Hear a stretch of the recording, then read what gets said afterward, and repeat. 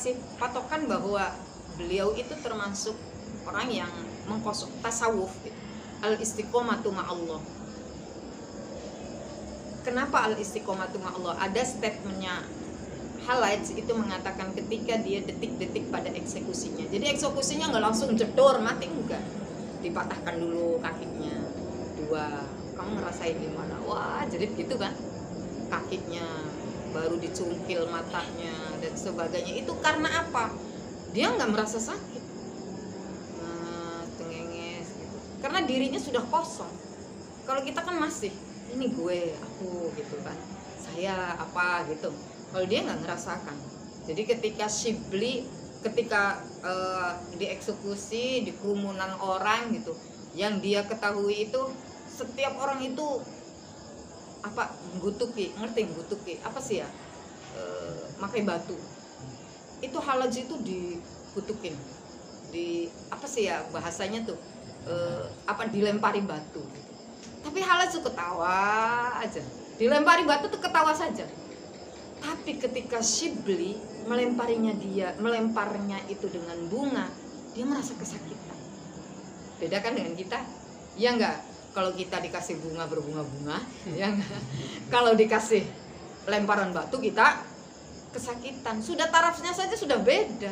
Makanya Yayi mengatakan cinta itu adalah ketika dia dilempari batu, dia tetap akan melemparinya dengan bunga. Seberapapun orang melempari, umpamanya taruhlah, sekalipun kamu melempari saya dengan batu, dengan caci maki, saya akan memberikan kasih sayang. Itu apa? Itu tingkat tertinggi. Siapa yang miliknya? Seorang ibu dengan Allah. Sudah, nggak ada itu yang lain, nggak ada. Kalau kualitasnya manusia, ibu. Kalau kualitasnya Tuhan, kalau kualitasnya lebih tinggi lagi, ya Gusti Allah. Makanya ridho ya Gusti Allah iku ananing letaknya nih. Kita nggak usah mempelajari jauh cintanya Allah itu seperti apa. Lihat bagaimana posisi ibu kita saja. Itu saja itu. Makanya cinta itu bukan sepasang terima kasih. Iya kan?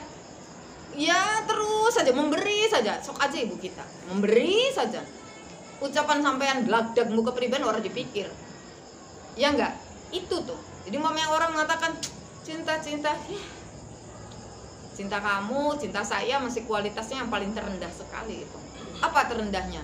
Cinta ditolak, dukun bertindak. Itu bukan cinta menurut dia. Iya kan?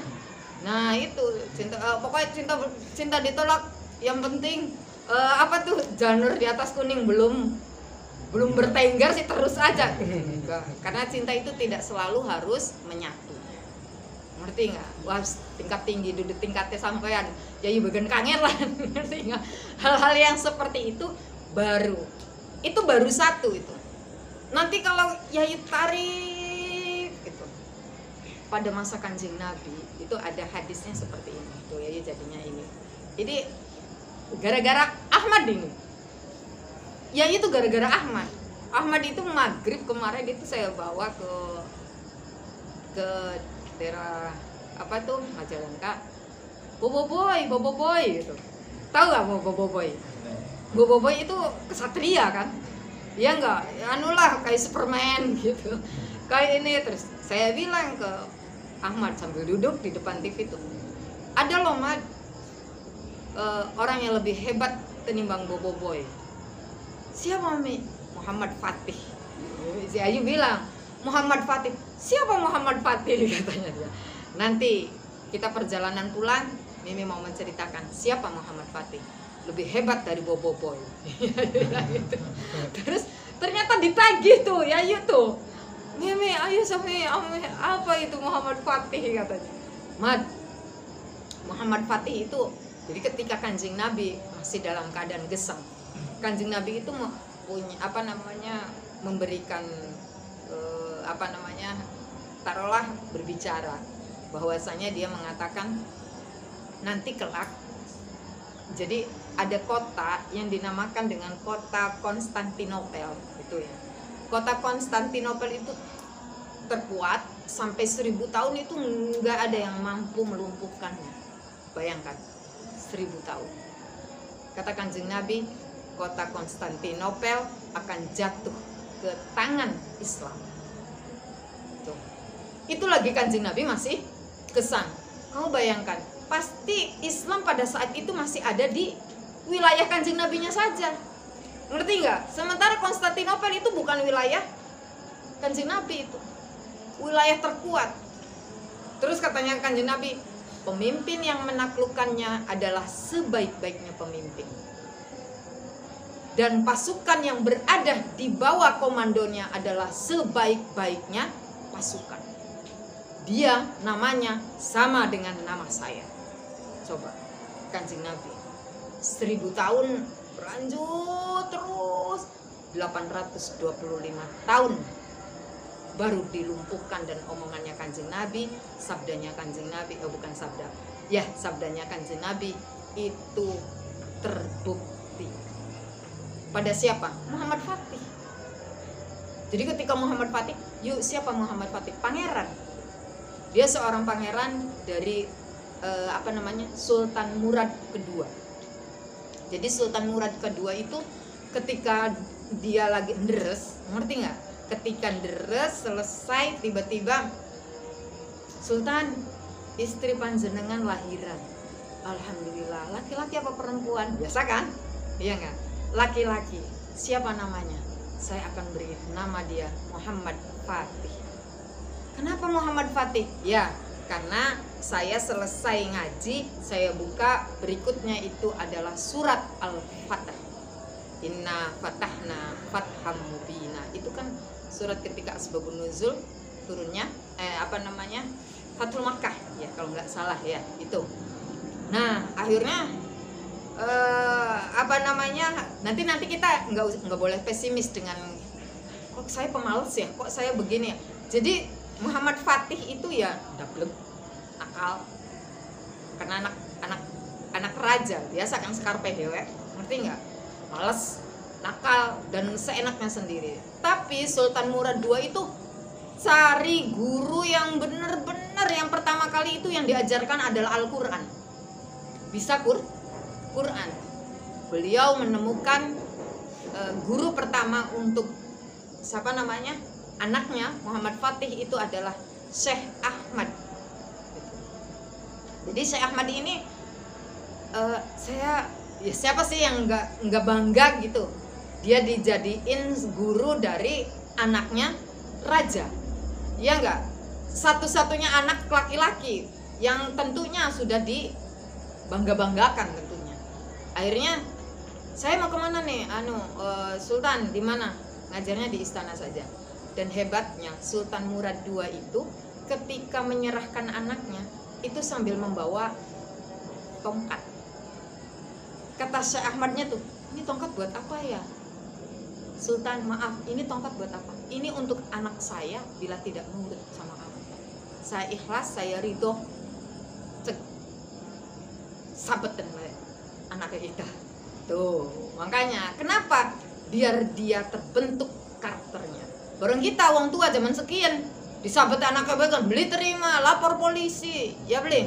Enggak terima terus pondok apa ini, pendidikan macam apa dan sebagainya. Bukan masalah kualitas semakin sini bukan. Karena apa? Karena pasti nih orang tua, ya Allah yuk ngerti beli sih, kita bagian beli wanin jiwitku yuk, tapi mungkin di wanin nyabet. Bahkan kalau saya ke anak saya pun taruh ke Mahamdan dan nitip anak saya, bahkan anaknya kita nakal jiwitan atau plototan baik atau apa, nanti Ahmadnya tuh Mahamdannya nakal. Bukan Mahamdannya yang nakal, kamunya yang nggak mau diatur tuh ya. Bukan berarti ini Mahamdannya sul mana gitu kan, enggak ini pasti saya nyalahkannya ke anak. Untuk apa? Dia membentuk karakternya. Akhirnya sampai dia bisa membaca Al-Quran, kemudian Sultan Murad II itu mencari guru lagi. Nah, guru yang kedua ini ketemu yang dinamakan dengan Syekh Aksamsuddin. Ini gurunya langsung nyambung ke gurunya yaitu Abu Bakar As-Siddiq, ya tentu dari Kanjeng Nabi nantinya, ya nggak, tapi langsung didikannya dengan Abu Bakar As-Siddiq. Jadi dua yang membentuk karakternya Muhammad Fatih. Kamu bayangin, kamu usianya berapa sekarang? 18, 19, 17, 18, 19, 20. Ada yang 18, 19, 20 gitu ya. Kamu bayangin, Muhammad Fatih pada usia 20 mampu menaklukkan Konstantinopel. Kita apa, boy? Hei, cuy, kita apa? Kita telah berbuat apa itu? Untuk diri sendiri saja kita nggak bisa kok. Ya nggak? Usia 20 tahun Muhammad Fatih itu mampu menaklukkan kota Konstantinopel sesuai dengan sabdanya Kanjeng Nabi. Penantian Kanjeng Nabi 825 tahun baru jadi kenyataan. Tuh, paham tidak? Hah? Tahu, ngerti nggak kamu? Setiap pagi Muhammad Fatih setiap pagi kecil digendong sama ibunya melewati kota Konstantinopel. Cung, besok kamu yang akan menaklukkan kota itu. Setiap pagi, itu namanya afirmasi. Jadi mamanya ada orang mengatakan, ih awam mah mimpinya terlalu tinggi. Nggak apa-apa, standar kamu yang terlalu berbeda cuy, saya bilang gitu. Ya nggak, standar kamu berbeda. Kalau saya jatuh bangun lagi, lah situ jatuh keok. Iya nggak? Kalau saya enggak, jatuh bangun lagi, jatuh bangun lagi. Maaf, wajar saja kalau mimpi saya terlalu tinggi, karena standar saya dengan standar kamu berbeda. Dan kamu pun umpamanya dia omong, mimpi aja tuh diur-diur, bilang begitu, balas ucapannya. Standar saya dengan kamu berbeda. Kamu sekali jatuh pingsan. Kalau saya terjatuh bangun lagi, melangkah lagi.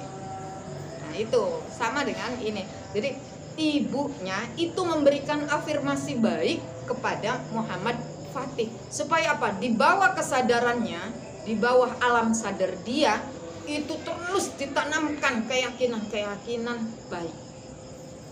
Kalau kita kan keyakinannya kamu lemah, ya enggak? Kamu tidak berdaya, kamu orang miskin. Itu afirmasinya, bukan afirmasi itu. Kalau afirmasi itu gitu. Taruh umpamanya saya beli peduli, kita wadon, beli peduli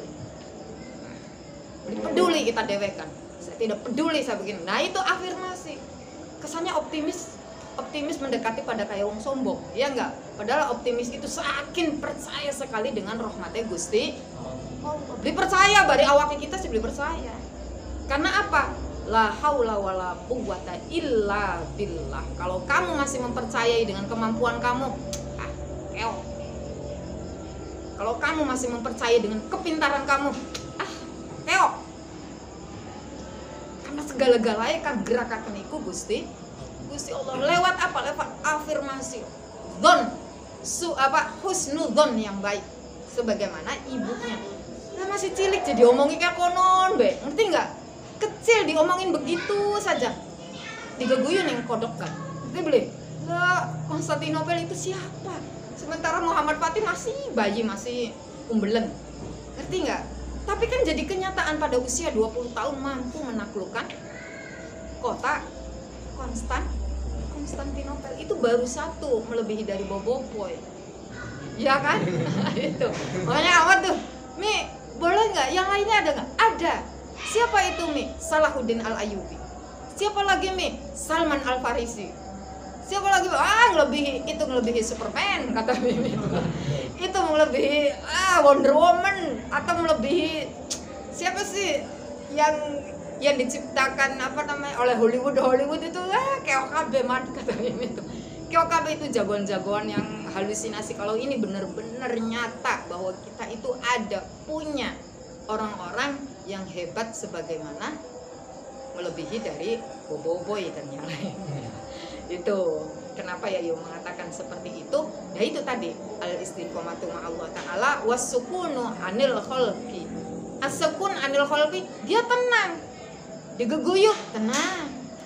Karena dia tenangnya itu apa? Saya punya yakin. Saya punya keyakinan. Makanya kalau di kitab ini apa? Al-imanu qaulun bil lisan. Ucapannya dengan lisan dulu. Saya kuat, saya kuat, saya kuat. Ngomong dulu di sini. Baru ditancepaken ning ati. Saya kuat terus kayak dipompa. Itu yang namanya energi. Energi itu ada energi negatif dengan energi positif. Nah, ketika energi yang kita keluarkan itu adalah ketika kita melakukan hal-hal baik, berarti yang ada di dalam diri kita itu adalah energinya positif. Begitu, ya. Makanya wasukunu 'anil khalqi, tadi al istiqomatu ma Allah taala, Yayu katakan tadi ada statementnya Al-Hallaj ketika sebelum dieksekusi, dia sambil tertawa sambil tersenyum mengatakan, berbahagialah orang yang membersamai dengan kehendaknya. Biasanya kita sih senengnya kehendaknya Kang seneng-seneng, ya enggak? Tapi ketika yang tidak suka baru, ini bukan kehendak saya Tuhan, kehendak saya pengennya keluar dari sini dan kuliah, begitu kan? Ya, padahal sih ikuti kehendaknya Gusti Allah. Sementara kehendaknya Gusti Allah itu tidak selalu bersamaan dengan kehendaknya kita. Ya, itu mungkin al-istiqomatu ma'allahi ta'ala wasukunu 'anil khalqi itu termasuk dari salah satu yang Yayu tadi ceritakan. Ya, itu. Jadi Yayu besok itu siapa sih Salahuddin Al-Ayyubi? Sampai Salahuddin Al-Ayyubi itu dikatakan, mana orang sufi? Nggak bisa, itu perang salib gitu. Salahuddin Al-Ayyubi itu mengalahkan perang salib dan bisa melumpuhkan